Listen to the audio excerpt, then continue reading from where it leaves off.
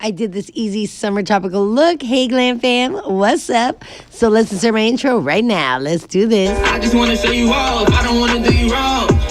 Mirror, mirror on the wall. Who's the flies of them all? So I already had these brows did off camera. Now I'm going to spray with Bedescu. I am going to use the Urban Decay Naked Skin Concealer and pounce that out with this flat brush. I'm using it as an eyeshadow primer as well. You know the dealio.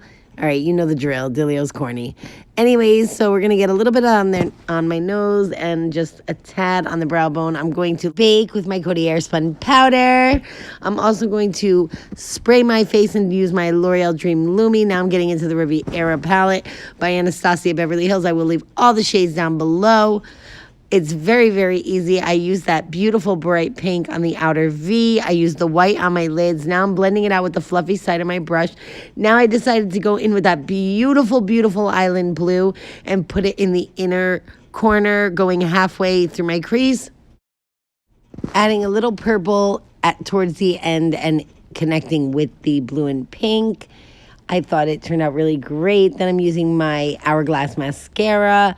And then I'm using my NYX Milk eyeliner pencil and my waterline to make those eyes pop.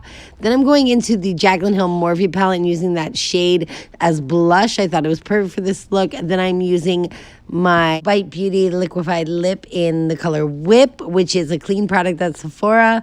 I went white on the brow bone, and then I'm using this rose gold highlighter from Maybelline. And that is the finished look. I hope you guys love it. Love you guys. Peace. Don't forget to subscribe and hit that post notification bell so you always know when I upload a video. Bye.